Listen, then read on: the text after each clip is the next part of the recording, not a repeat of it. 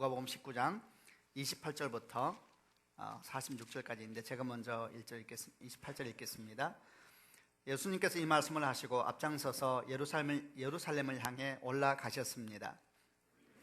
근처에 있는 벳바게와 베단에 이르렀을 때였습니다. 예수님께서 두 제자를 보내셨습니다. 그리고 말씀하셨습니다. 맞은편 마을로 가거라. 그곳에 들어가면 아무도 타보지 않은 나귀 새끼 한 마리가 매여 있는 것을 볼 것이다. 그것을 풀어 이리 끌고 오너라. 만일 누가 왜 나귀를 보시오 하고 묻거든 주님께서 필요하시답니다 라고 말하여라. 보냄을 받은 제자들이 가보니 예수님께서 말씀하신 대로 나귀 새끼를 발견했습니다.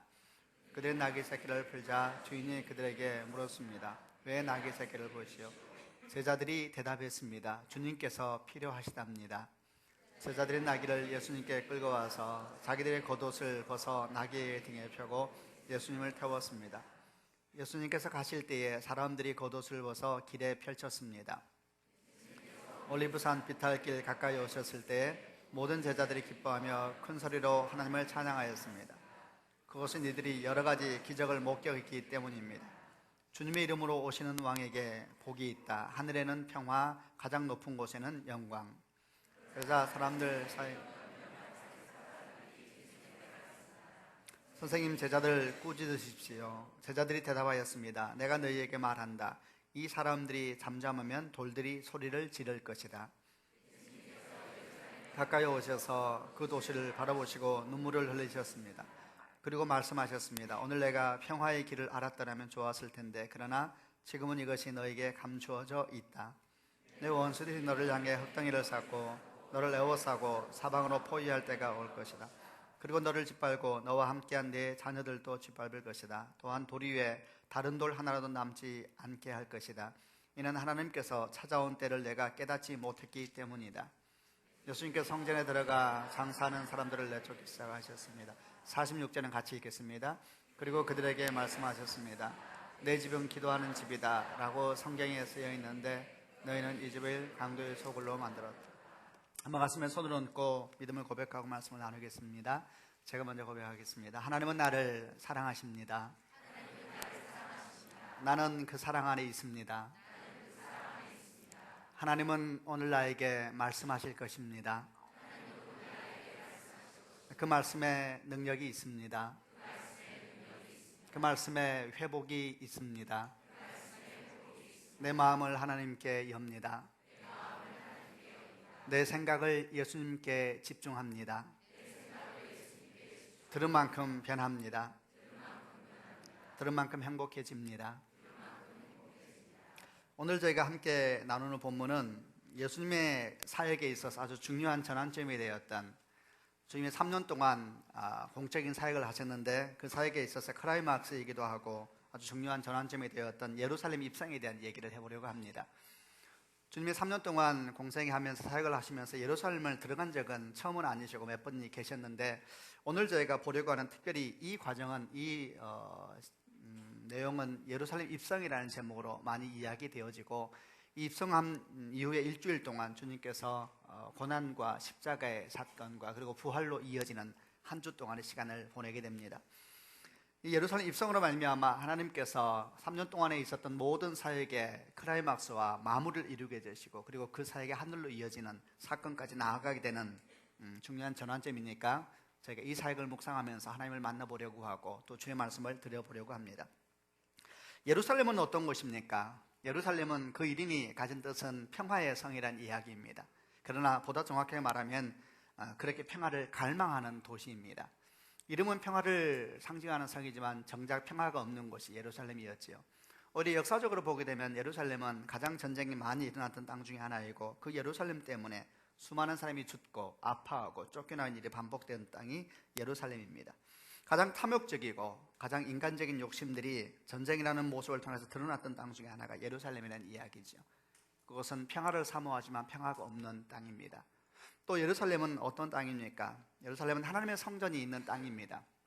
다윗이 준비하였고 솔로몬에 의해서 완성되었던 성전이 있었던 땅, 훗날 무너진 성전을 스룹바벨에서 다시 재건했던 그 성전이 있는 땅. 그러나 이제 그 성전은 헤롯이라는 왕이 자기의 정치적인 이익을 위해서 다시 세워놓은 성전이 있었고 그리고 그 성전에는 더 이상 하나님의 영광이 없었습니다. 하나님의 성전이 있었지만 그 성전에는 영광이 떠났고 오히려 그곳에는 사람들의 돈 바꾸는 소리와 짐승을 파는 시장터로 변해버린 곳이 예루살렘의 모습이었습니다. 예루살렘은 성전이 있었지만 영광이 없는 땅을 생각나게 합니다. 또 예루살렘은 어떤 곳입니까? 그럼에도 불구하고 주님이 결코 포기할 수 없는 땅, 마침내 주께서 돌아오셔야 할 땅, 주의 영광이 회복되어야 되고 예배가 회복되어야 할 땅, 그리고 그곳은 하나님의 눈물과 사모함과 꿈이 있는 땅이 예루살렘입니다. 예루살렘은 어떤 곳인가? 평화의 땅이지만 정작 평화가 없는 곳, 성전이 있지만 영광은 없는 곳, 그럼에도 불구하고 주께서 포기할 수가 없는 그 땅, 과연 그 예루살렘이 어디인가 생각하면서 말씀을 들어가 보려고 합니다. 사실 그 땅은 어떤 면에서는 우리 자신이기도 하고, 또 한편은 우리가 기도하고 있는 우리 자녀들의 삶이기도 하고, 조금 더 지역을 확장시켜 보면 이 땅 이민족, 그리고 이 땅의 교회들, 그 모든 것을 생각나게 하는 땅이 예루살렘입니다. 주님께서는 예루살렘의 회복을 위하여서 그 땅으로 들어가십니다. 그리고 마침내 그 땅에 십자가가 높이 세워지고 그 십자가 앞에서 십자가 위에서 주께서 죽으심으로 예루살렘이 회복을 위한 주의 놀라운 계획이 시작됩니다. 오늘 저희는 그 사역이 시작되는 예루살렘 입성이라고 하는 과정을 보면서 우리 또한 무너진 것을 회복하기 원하는 꿈이 있고, 깨어진 것이 부흥되기 원하는 꿈이 있고, 우리 또한 기도하면서 하나님 이 땅을 고쳐주십시오 라고 간절히 구하는 그런 사람들이니까 주의 모습을 보면서 예루살렘의 회복을 위해서 우리가 어떤 인생을 살아야 하는지, 마침내 승리하게 되는 십자가의 승리를 위해서 우리가 어떤 모습을 배워야 하는지, 주님 모습을 가지고 우리 삶을 돌아보고 배우는 시간을 가져보려고 합니다. 먼저 28절부터 35절, 좀 긴 본문입니다만 한 번 더 같이 읽어보겠습니다. 28절부터 35절인데 제가 먼저 28절 읽겠습니다. 예수님께서 이 말씀을 하시고 앞장서서 예루살렘을 향해 올라가셨습니다. 올리브산 근처에 있는 벳바게와 베다니에 이르렀을 때였습니다. 예수님께서 두 제자를 보내셨습니다. 그리고 말씀하셨습니다. 맞은편 마을로 가거라. 그곳에 들어가면 아무도 타보지 않은 나귀 새끼 한 마리가 매어 있는 것을 볼 것이다. 그것을 풀어 이리 끌고 오너라. 만일 누가 왜 나귀를 푸시오 하고 묻거든 주님께서 필요하시답니다 라고 말하라. 보냄을 받은 제자들이 가보니 예수님께서 말씀하신 대로 나귀 새끼를 발견했습니다. 그들이 나귀 새끼를 풀자 주인이 그들에게 물었습니다. 왜 나귀 새끼를 푸시오? 제자들이 대답했습니다. 주님께서 필요하시답니다. 나귀를 예수님께 끌고 와서 자기들의 겉옷을 벗어 나귀의 등에 펴고 예수님을 태웠습니다. 예수께서 예루살렘을 들어갈 시기는 절기적으로 말하면 6월절 즈음이었습니다. 6월절은 이스라엘이 굉장히 중요시하는 3대 절기 중에 하나여서 성경을 보게 되면은 그런 3대 절기가 되었을 때 이스라엘은 모든 남자, 성인 남자들은 다 예루살렘에 올라오게 되어 있었습니다.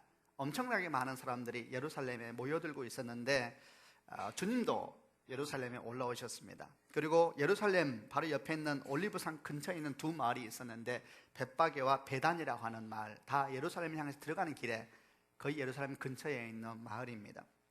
거기에서 제자 둘을 보내서 예루살렘 입성을 하기 위한 준비를 하시는데 그 준비가 나귀 새끼, 아주 저 반대편에 있는 마을에 가서 아무도 타보지 않은 어린 나귀를 데리고 오라 이렇게 말을 하고 주님께서 그 나귀를 타고 하나님이 회복시켜야 될 그 땅, 무너진 그 땅 예루살렘을 향해서 들어가시는 겁니다. 무엇을 타고 다니느냐 하는 것은 굉장히 민감합니다. 우리가 살면서 호텔에 가보게 되면 우리가 타고 가는 차에 따라서 이렇게 도와주는 분의 태도가 변하기도 하지요. 근데 사실 여러분, 우리나라만 그런 것이 아니라 외국도 그러고 현대만 그런 것이 아니라 고대에도 그랬습니다.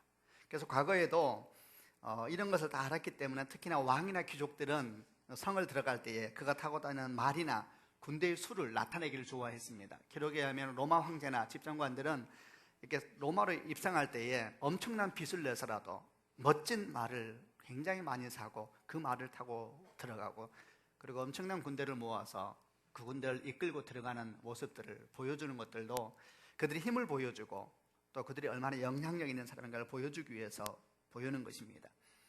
주님께서 예루살렘 입성하실 때에 사실 여러 가지 방법을 선택하실 수가 있었습니다. 저는 이런저런 생각을 해보면서 아마도 그 중에서 사람들이 제일 좋아하고 그 당시의 사람들도 지금도 사람들이 가장 선호한 방법 중에 하나가 멋진 말을 타고 입성하는 걸 겁니다.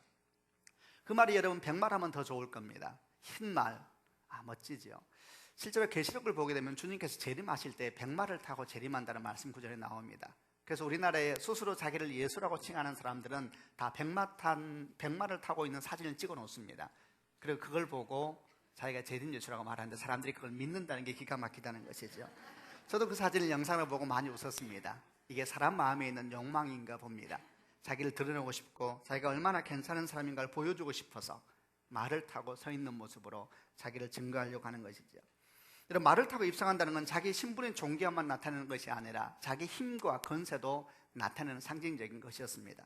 그래서 로마 장군들 같은 경우는 말을 타고 다녔는데 그들이 타는 말이 굉장히 컸다고 합니다. 그리고 그 말이 크고 멋지고 나귀와는 비교도 할 수 없는 말이었죠. 그런 말을 타고 다니면서 위풍당당하게 성을 들어가고 나가고 했답니다. 그들이 타는 말의 이름이 에쿠스입니다. 이렇게 멋진 말만 타고 입성하는 것이 아니라 또 저는 이런 상상도 해보았습니다. 주님의 결정적인 사건, 주님의 사역의 클라이맥스입니다. 이제 마지막 일주일이 그분의 사역의 모든 것을 응축시켜서 보여주는 시간이니까 입성이 얼마나 중요한 시간입니까? 이 중요한 때야말로 뭔가를 보여줘야 되지 않겠습니까? 저는 또 이런 생각 해보았습니다. 나보고 만약에 주님이 입성을 계획하라 그러면은 이렇게 말을 하든지 아니면은 또 다른 방법은 뭐가 있을까? 더 멋진 장면도 있지요. 사람들을 수천 명, 수만 명이 주님이 앞서서 호위하고 뒤에서 따라오게 만드는 겁니다. 성경을 보게 되면 그 일은 전혀 어려운 일이 아니었습니다. 주님이 말씀을 전하실 때 적게는 수천 명씩, 많게는 수만 명씩 예수님 주변에 모여들었습니다. 오병이어 사건을 보게 되면은 오병이어가 끝나고 난 다음에 주님께서 먹이고 난 다음에 남긴 것 숫자를 얘기하는 기록을 보게 되면 성인 남자만 5천 명이었다 그랬습니다. 그러니까 아이들과 아내를 포함하고 여자를 포함하면 2만 명 이상의 사람들이 모여 있었다는 이야기죠. 그러니까 성경을 연구하는 사람 중에는 어떻게 그 당시에 스피커도 없고 마이크도 없었을 텐데 2만 명의 사람들이 예수님의 말씀을 전해드릴 수가 있었을까? 이런 걸 연구하는 사람도 있습니다. 주님께서 모였을 때, 가실 때 엄청나게 많은 사람이 모여들었다는 겁니다. 상상해 보았습니다. 몇천 명을 앞세우고 또 몇만 명을 뒤세우면서 그 가운데 주님께서 걸어가시면 얼마나 멋있을까? 주님이 그 사람을 모으는 게 뭐가 어려웠을까? 하루 전에 정도만 내일 몇 시쯤에 내가 어느 성을 통해서 예루살렘을 들어가겠다 살짝만 소문을 퍼뜨려 놓으면은 마침 6월절이었으니 그날 완전히 주님께서 모든 스포트라이트를 다 받지 않을까? 6월절에 엄청난 사람들이 모여들었을 때 그들이 예수라는 사람이 내일 저 동문으로 들어온다 이런 소문을 들으면은 아마도 그날의 주인공은 예수님밖에 안 될 것인데 얼마나 멋질까? 그렇게 상상하면서 저는 더 멋지게 계획할 수 있을 것 같은 생각이 또 들었습니다. 그보다 더 멋지게 임팩트 있게 장면을 만들 수는 없을까? 그냥 사람을 모으는 것이 아니라 주님께서 고쳐준 사람을 다 불러 모으면 어떨까? 병을 고치고 귀신 쫓아내고 인생을 바꾸게 한 사람이 한두 명인가? 그런 사람을 뒤따라오게 하면 얼마나 멋있을까? 앞에는 건강한 사람이 호위에 나가고 뒤에는 병든 사람들, 치유한 사람들 따라가면 사람들은 눈이 휘둥그레지겠지요. 침상체 왔다가 일어나서 돌아간 사람은 그가 가지고 갔던 침상을 가져와서 뒤에 끌고 오게 하고, 군대 귀신 들렸다가 떠나간 사람은 이전에 그가 옷 다 벗고 무덤 사이에 있었던 사람 같지 않았던 모습을 그림 그려서 그 그림 들고 따라오게 하고, 휠체어에서 일어난 사람 휠체어 끌고 따라오게 하고, 또 나다날 같은 사람은 어떤가? 유대 공의회 회원이었으니까 국회의원 같은 사람이 있죠. 세상이 좋아하잖아요. 그런 사람이 뒤에 따라오면서 예수를 뒤에 따르면서 호위를 하면 어떨까? 얼마나 사람들은 어찌할까? 야, 대단한 사람이구나 이렇게 혹시 말하지는 않을까? 혼자 예루살렘 입성의 모습을 생각하면서 이런저런 생각들을 계속 해보았습니다. 좀 더 멋있게 할 수 있는데, 좀 더 임팩트 있게 기획할 수 있는데, 그들이 영원히 잊을 수 없도록 경험을 남겨줄 수도 있는데, 그리고 문득 혼자 내리에 떠오르는 생각, 도대체 나는 지금 무엇을 하고 있는 것일까? 주님이 선택한 것은 나귀였죠. 말과 중에서 제일 작은 게 나귀입니다. 그리고 그 중에서 나귀 새끼였는데 아직 사람이 한 번도 타지 않은 나귀. 여러분, 나귀는 힘이 세서 어른 나귀가 사람을 태우는 게 그렇게 어렵지는 않아요. 근데 새끼 나귀는 좀 어려워요. 그리고 이 발이, 새끼 나귀는 아주 작기 때문에 발이 밑에 끌릴 것 같은 아주 우스꽝스러운 장면입니다. 주님은 그 나귀를 타고 예루살렘을 들어가기로 결정을 하시지요. 사실은 그런 이유 중에 하나는 그로 말미암아 구약 성경에는 스가랴 선지자가 장차 오실 메시아에 대한 예언의 말씀이 이루어지게 하는 이유도 있었습니다. 스가랴 9장 9절을 보면 장차 오실 예수님에 대한 설명 중에 시온 백성아 기뻐하라, 예루살렘 백성아 즐거워하라, 보라, 내 왕이 내게로 오신다. 그분은 의로우시며 구원하시는 왕이시다. 그분은 겸손하셔서 나귀를 타신다. 나귀 새끼를 타고 오신다라고 말하면서 예수께서 오시기 500년 전에 장차 오실 메시아가 겸손한 분이시라는 것과 평화의 왕이시라는 것과 그분이 나귀 새끼를 타고 오신다는 말씀이 적혀 있었습니다.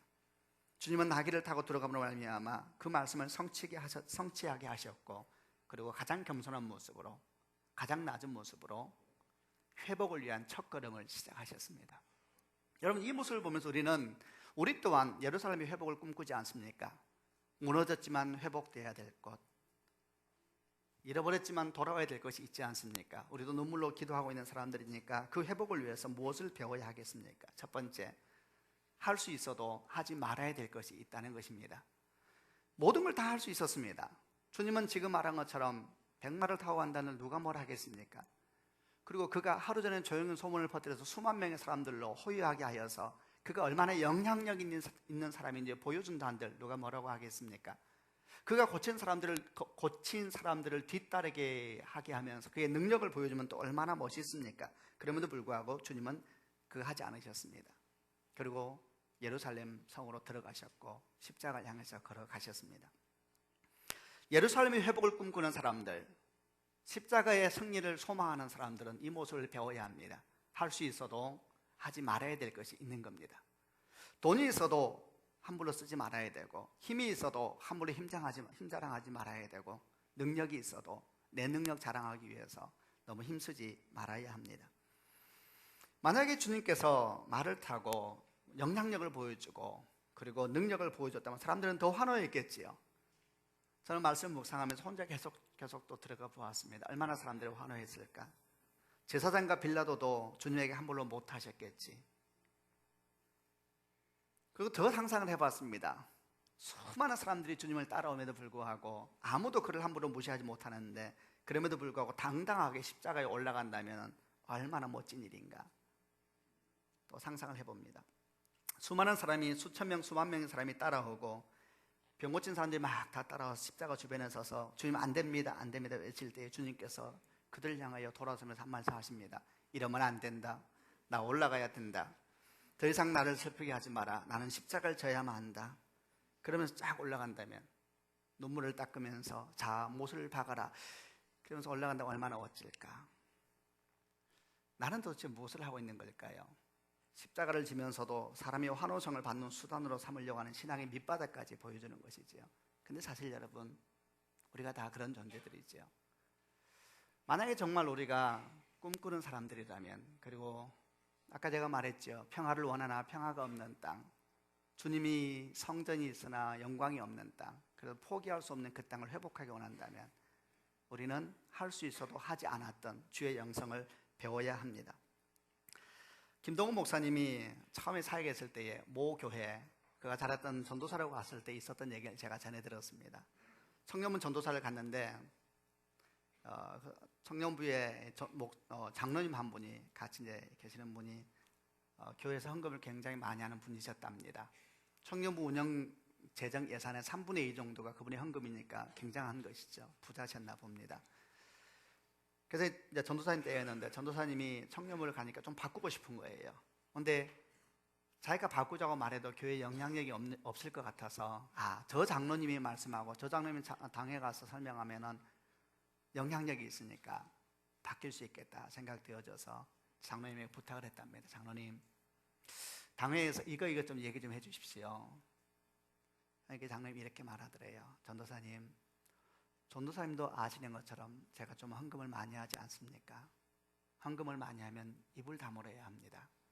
헌금을 하든지 말을 하든지 선택을 해야 되는 거죠. 전도사님은 그 말을 듣고 평생에 잊지 못할 목회의 기억으로 삼았다고 합니다. 할 수 있어도 하지 않는 것, 어쩌면 그 영역이 넓어져 갈수록 예수를 닮아가는 사람인 건 아닐까요? 주장할 수 있어도 주장하지 않기로 결정하고, 그리고 마땅히 권리가 있어도 내 권리 아니라고 내려놓을 수 있는 영역이 넓어지면 넓어질수록 바로 그 부분이 예루살렘의 회복을 향하여 걸어가셨던 주의 모습, 우스꽝스러운 모습으로 어린 나귀 새끼를 타고 들어가셨던, 그러므로 주의 말씀을 이루어 드렸던 예수 그리스도의 모습에서 배우게 되는 것은 아닐까 생각을 해 보았습니다. 또 41절부터 44절까지 말씀을 보면 좀 더 묵상을 나눠보겠습니다. 41절부터 44절까지 말씀입니다. 제가 먼저 41절 읽겠습니다. 예수님께서 예루살렘에 가까이 오셔서 그 도시를 바라보시고 눈물을 흘리셨습니다. 그리고 말씀하셨습니다. 오늘 내가 평화의 길을 알았더라면 좋았을 텐데 그러나 지금은 이것이 너에게 감춰져 있다. 내 원수들이 너를 향해 흙덩이를 쌓고 너를 에워싸고 사방으로 포위할 때가 올 것이다. 그리고 너를 짓밟고 너와 함께한 뒤에 자녀들도 짓밟을 것이다. 또한 돌 위에 다른 돌 하나라도 남지 않게 할 것이다. 이는 하나님께서 찾아온 때를 내가 알지 못했기 때문이다. 이 말씀 바로 앞에는 어떤 본문이 펼쳐져 있냐면 주님께서 어린 나귀 새끼를 타고 예루살렘 성을 들어가니까 사람들이 주님을 환영하기 시작합니다. 성경의 기록에 의하면 그들이 환영한 이유는 그분이 기적을 많이 일으켰기 때문이다 라고 성경에 기록되어 있습니다. 아마도 그들은 환영하면서 이제 또 어떤 일이 생길까 놀라운 기대를 가지고 있었던 것 같아요. 그래서 그들은 종려나무를 꺾어서 호산나 호산나 다윗의 이름으로 오시는 이여 하늘은 영광이여 땅에는 평화로다 외치면서 예수께서 예루살렘에 들어온 걸 환영했습니다. 그들은 자기 겉옷을 벗어서 나귀가 지나가는 바닥에 카펫을 깔아주면서 마치 왕이 오시는 것처럼 그렇게 길을 열어드렸습니다. 그들은 아까 말한 것처럼 구약 성경 스가랴에 있는 메시아가 오실 때 나귀 새끼를 타고 온다라는 것을 생각하는 사람도 있었겠지요. 그러나 거의 비슷한 생각들일 겁니다. 그들이 생각하는 메시아는 정치적인 메시아였고 자기 인생을 완전히 바꿔줄 수 있는 아주 세상적이고 육적인 메시아의 그림을 가지고 있어서 그들이 예수께서 들어올 때 박수를 치면서 환영을 하고 있었습니다. 근데 그렇게 박수치고 환영할 때에 그 많은 무리들 가운데 몇몇 바리새인들이 불평하고 화를 내기 시작합니다. 아마도 그들은 군중들이 말하는 호산나 호산나 외치면서 다윗의 이름으로 오시는 이여 메시아를 외치는 것 같은 내용을 보면서 마음이 상한 것 같습니다. 불편한 것 같습니다. 분노가 일어난 것 같습니다. 그래서 이렇게 말합니다. 주님에게 당신의 제자들에게 소리 지르지 못하게 좀 꾸짖으세요. 이렇게 화를 내시라고 이렇게 말을 하죠. 그러자 주님께서 반응하십니다. 내가 너에게 말한다. 이 사람들이 잠잠하면 돌들이 소리를 지를 것이다. 그렇게 말을 합니다. 잠깐 생각을 해보았습니다. 바리새인들이 화를 내고 있고 주님은 참 잠잠하시지요. 왜 여러분 바리새인들은 화가 났을까요? 분노는 어디서부터 시작되는 것일까요? 사실은 분노와 화는 우리 안에 있는 두려움 때문에 시작되는 것입니다. 마음에 있는 열등감이, 마음에 있는 두려움이 사실 화를 내게 하는 것이지요. 누군가의 행동이 나를 화내게 하는 것 같지만 그러나 가만히 돌아오면 내 안에 있는 불안감이 있고 내 안에 있는 염려가 있고 열등감이 있고 불신이 있으니까 사실은 그게 동기가 되어서 화산처럼 튀어나오는 것입니다. 저는 아들에 대한 얘기를 한 번씩 하는데 사실은 저희 아들은 틴지에 속해 있는데 저희 아들은 제가 자기 얘기하는 걸 알까요? 저는 한 번씩 저희 아들에게 이렇게 화를 냅니다. 조금 공정하지 않을 때가 있는 것 같아요. 우리 아들이 중간고사를 준비하고 있을 때에 제가 뭐 좀 가르쳐 주려고 책상에 같이 앉았는데 가르쳐도 모르는 거예요. 그래서 제가 화가 났습니다. 어제 연필로 오면서 그만 가르칠 거야. 나 너 안 가르쳐 줄 거야. 그리고 이제 개방에서 나와 소파에 씩씩거리면서 앉아 있었습니다. 근데 잠깐 앉아 있는데 굉장히 참 이게 뭐 하는 것인가 싶더라고요. 그리고 평소에 내 모습 같지도 않고 그래서 이렇게 앉아 있는데 마음이 너무너무 불편한 거예요. 이렇게 사람이 내가 어린아이도 아니고. 그래서 다시 제가 들어갔습니다. 요한아, 아빠가 자주 화를 내서 미안해. 아빠가 화내는 것이 정당하지 않았고 미안해. 그러니까 저희 아들이 한마디 합니다. 괜찮아요. 익숙해졌어요. 그래서 더 마음이 복잡했습니다. 어느 날 제 아내가 저에게 이렇게 말하십니다. 여보, 당신이 요한이한테 조금 공정하지 않은 것 같아. 집착하는 것 같아. 어쩌면 당신이 아버지가 없이 자라서 아들한테 집착하는지 모르겠어. 저는 그 말이 저에게 쑥 들어왔습니다. 저는 좋은 아버지가 되고 싶은 꿈이 있는데 저는 좋은 아버지를 경험해 본 적이 없습니다. 아슬한 꿈이지요. 그래서 좋은 아버지가 되고 싶은 마음이 내 마음엔 두려움이고 불안함이기도 한 걸 제가 잘 알고 있습니다. 불안함은 집착을 가져오게 되고 집착은 분노를 가져오는 것도 왜 당연하지 않겠습니까? 그 일을 놓고 아침에 새벽에 조용히 기도를 하고 있는데 제 마음 가운데 두려움이 있는 것을 알았습니다. 그 두려움은 혹시라도 내 아들이 나중에 자기 인생을 후회할 것 같은 두려움이 저한테 있었습니다. 저는 제가 자라면서 환경이 그렇게 좋지는 않았었기 때문에 내 주변에 있는 가난한 사람들, 상처받은 사람들이 내뱉는 상처들과 아픔들을 보면서 내 안에 그런 두려움이 나도 모르게 조금 쌓여 있는 것 같습니다. 혹시 내 아들이 그런 인생을 살까봐, 후회하면 어떻게 하나, 그 아이가 어려우면 어떻게 하나 라는 두려움이 저한테 있는 겁니다. 그럼에도 불구하고 주님은 저를 신실하게 보호하셔서 참으로 주의 품에 있는 보석처럼 저를 보호하셔서 여기까지 이끌어 주셨고, 감히 단언컨대 누구보다도 행복하게 인생을 살고 있는데 그럼에도 불구하고 왜 내 아이를 향한 주의 선하심을 내가 신뢰하지 못하는 것일까? 라는 마음이 번잡함이 저에게 같이 일어나는 것을 보았습니다. 기도 중에 저는 생각했습니다. 주님, 제가 믿음이 없습니다. 저를 좀 도와주십시오. 믿음이 없으니 분노가 일어나고 화가 납니다. 주님, 저를 좀 도와주십시오. 기도를 하고 저희 아이에게 다 고백을 했습니다. 아빠에게 사실은 두려움이 있단다. 네가 후회할까봐, 혹시 네가 살면서 인생을 힘들어할까봐 아빠를 위해서 기도해줘. 아빠가 믿음이 없어. 나를 향한 주의 선하심은 알면서도 너를 향해서도 혹시 안 하실까봐 아빠가 두려워. 이렇게 말하면 저희 아들이 감동을 받아야 될까요? 안 받아야 될까요? 사실 여러분, 화낸다는 것은 그 때문이 아닙니다. 내 내면에 있는 불안함이지요. 우리는 다 두려운 것이죠. 바리새인들은 왜 화를 냈을까요? 두려우니까요. 그래서 그들은 결국 어떻게 행동합니까? 그 두려움이 근원을 주는 예수를 죽이기로 결정하지요. 여러분, 예수를 죽이면 두려움이 없어질까요? 그들은 계속해서 화를 내고 있었습니다. 그러나 주님은 어떻게 하십니까? 주님은 오늘 본문을 보니까 울기 시작하십니다. 사실 여러분, 화가 나야 될 분은 주님이시지요. 이 바리새인에 대해서 화가 나야 될 뿐만 아니라 예수를 환영하면서 호산나 호산나 외치고 있는 그 가증한 군중들을 향해서 그들이 똑같은 입으로 나중에는 못 박으라 외쳤거든요. 그들이 소리를 지르는 이유는 기적을 보아서 소리를 지르거든요. 계속 기적을 베풀지 않으면 못 박을 사람들이거든요. 사실은 그들을 향해서 분노해야 되지요. 그러나 주님은 분노하지 않고 그냥 모든 걸 받아들이시고, 그리고 감람산에서 예루살렘 보고 울기 시작합니다. 예루살렘 회복을 꿈꾸는 사람들, 무너진 것을 수복하길 원하는 사람들은 이 눈물이 있어야 됩니다. 여러분, 화를 내지 말고 먼저 우시는 축복이 있기를 바랍니다. 눈물을 잃어버린 사람처럼 위험한 사람이 없습니다. 울지 않고 분노하는 사람은 여러분 조심스러운 사람입니다. 분노하기는 쉬워도 울기는 훨씬 어렵기 때문입니다. 우리는 많은 경우에 성경에서 주의 성령이 임할 때에 영혼의 회복이 일어난다는 걸 압니다. 그리고 그 영혼의 회복은 눈물을 통해서 다가오지요. 우리는 주 앞에서 많이 울어야 합니다. 내게 눈물을 회복시켜달라고, 내게 주님의 눈물을 달라고 많이 기도해야 됩니다. 아이를 향해서 분노하기 전에 울어야 하고, 한국교회를 향하여 분노하기 전에 울어야 하고, 그리고 누군가를 향하여 분노하기 전에 울어야 합니다. 울음이 없이 분노하는 것은 멈춰야 합니다. 기도하지 않고 분노하는 것은 정죄하는 것이고, 기도하지 않고 말하는 것은 판단하는 것이니까 멈춰야 되는 것이지요. 저에게는, 여러분에게는 거룩한 꿈이 있습니다. 그것은 예루살렘의 회복입니다.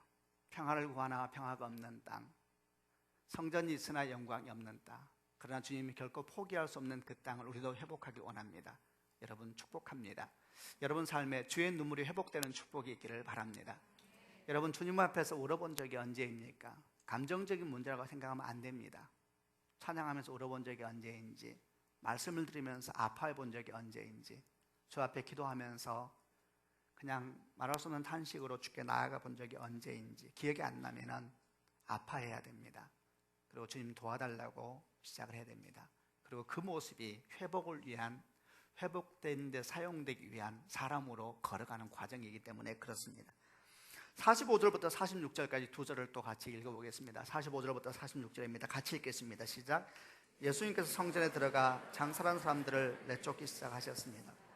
그리고 그들에게 말씀하셨습니다. 내 집은 기도하는 집이다 라고 성경에 쓰여 있는데 너희는 이 집을 강도의 소굴로 만들었다. 세 번째, 회복을 꿈꾸는 사람들, 승리를 꿈꾸는 사람들은 또 무엇을 배워야 하는가? 주님은 예루살렘 성을 들어가서 처음 한 행동이 사실은 성전에 가서 성전에 대해서 청결케 하는 일을 하십니다. 당시 성전은 장사태가 되어 있었습니다. 조금 이해를 돕기 위해서 설명하면은, 성전에 제사하러 올 때는 항상 흠없는 짐승을 데려와야 됐었는데, 이 힘없는 짐승을 데려온 일이 쉬운 일이 아니었습니다.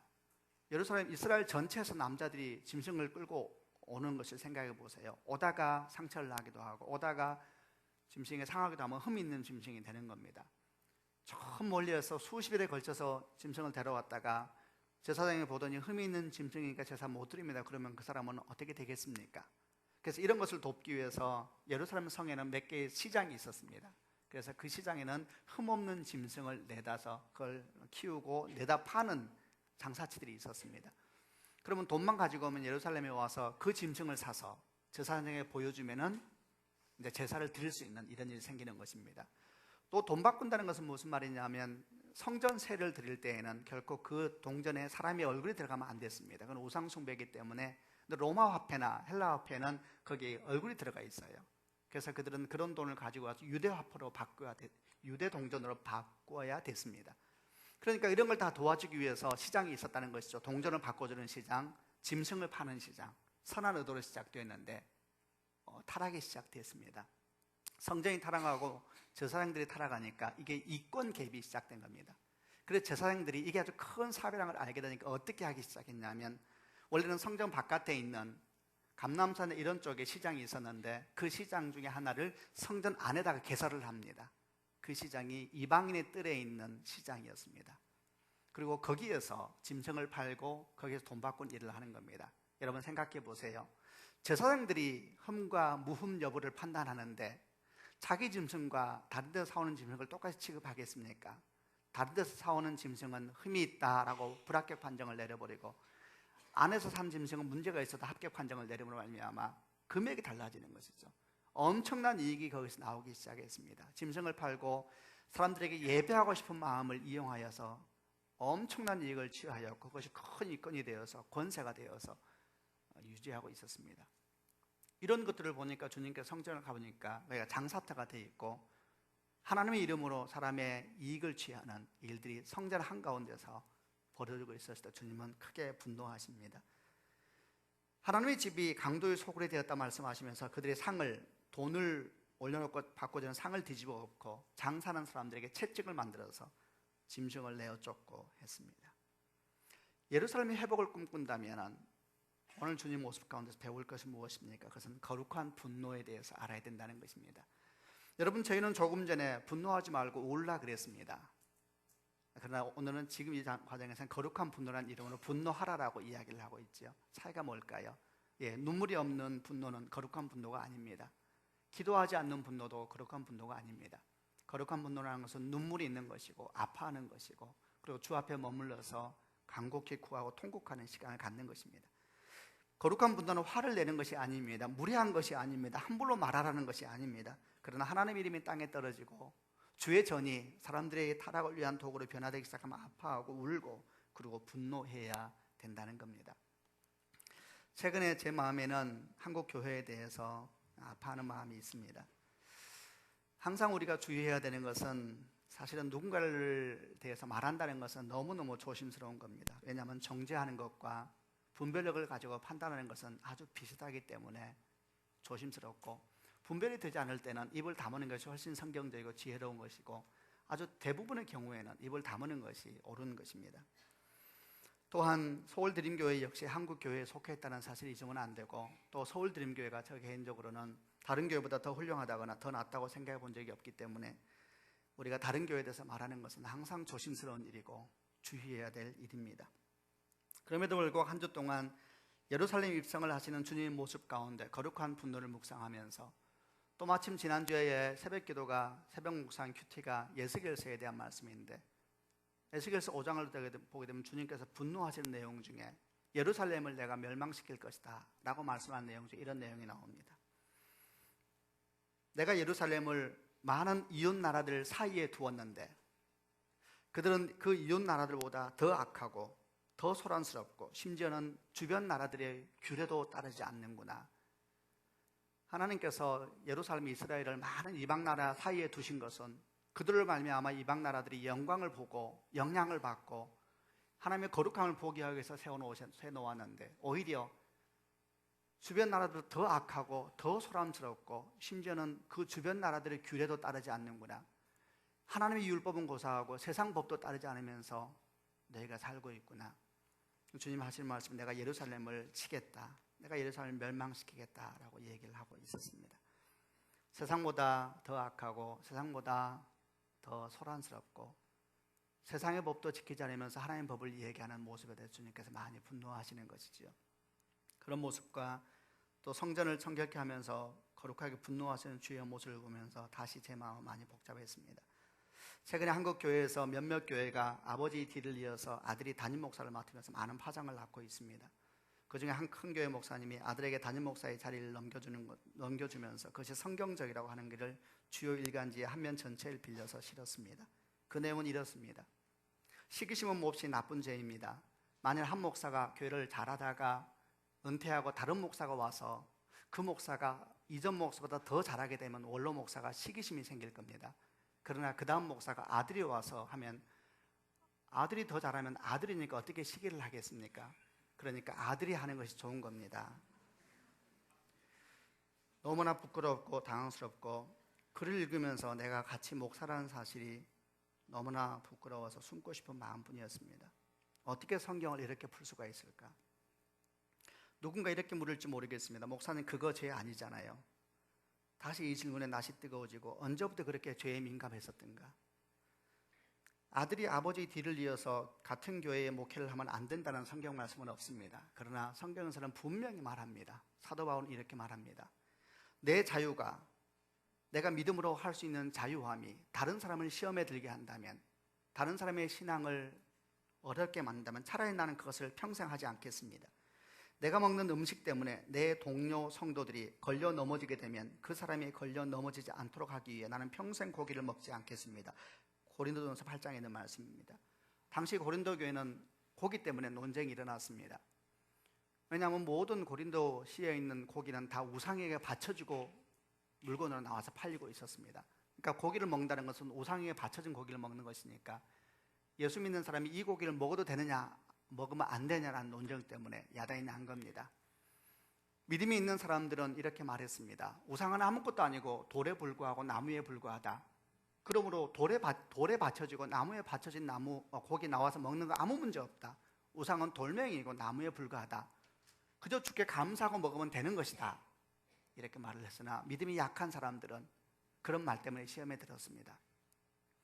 사도 바울은 어떤 마음인가? 우상은 아무것도 아닌 걸 알았습니다. 그러므로 감사함으로 먹으면 아무 문제가 없는 걸 알았지만 그는 고백하기를, 그러나 내가 먹는 것에 대해서 자유하지만은 내가 먹는 것 때문에 신앙이 약한 사람들이 시험에 든다면 내가 평생 고기를 먹지 않겠습니다.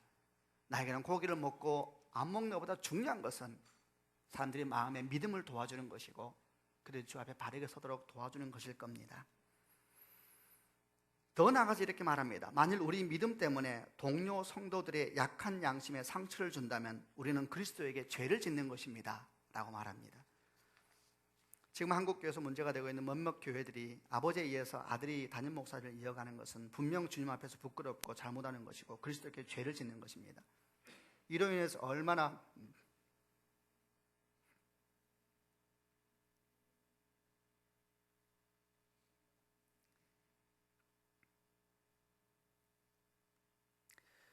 얼마나 복음이 방해를 받고 교회가 수치를 당합니까? 사실 이런 생각을 배우에는 교회를 자기 재산으로 생각하고 그 큰 재산을 포기할 수 없어서 아들에게 물려주려고 하는 잘못된 아버지 욕심이 있는 겁니다. 이 때문에 저 시골에서 아버지가 목회했던 작은 교회에 아무도 맡지 않는다 해서 자기가 대신 맡아서 고생하며 수고하고 있는 대를 이어서 목회하는 훌륭한 목사님까지 수치를 당하는 것입니다. 회복을 원하는 사람들, 거룩한 분노를 배워야 되죠. 그러나 그 분노는 화를 내는 것이 아니기에, 무례하게 말하는 것이 아니기에, 함부로 말해야 된다는 것이 아니기에 너무 조심스럽고,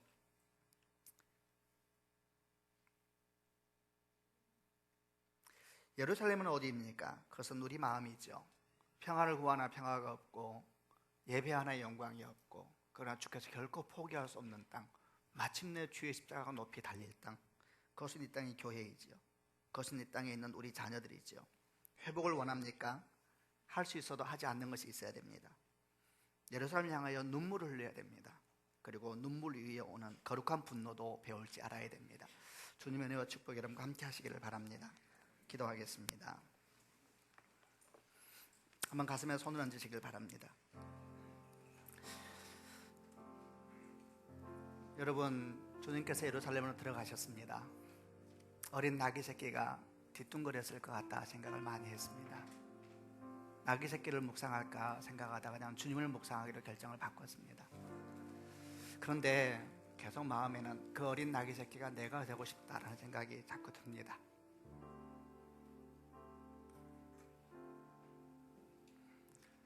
우리는 다 꿈을 꿉니다. 예루살렘이 회복되게 하여 주옵소서. 평안을 구하나 평화가 없고 건물이 있으나 영광은 없고, 그러나 주께서 결코 포기할 수 없는 그 땅 회복시켜 주옵소서. 우리는 다 작은 예수가 되어서 주님과 함께 걸어가야 합니다. 주님 저를 작은 예수로 사용하여 주옵소서. 분노가 아니라 눈물을 먼저 가르쳐 주시고 하나님 앞에 무릎 꿇을 수 있는 사람들이 되게 해주십시오. 할 수 있어도 하지 말아야 되는 겁니다. 아버지 하나님, 우리에게 은혜를 베풀어 주옵소서. 함께 통성으로 기도하겠습니다. 살아계신 아버지 하나님,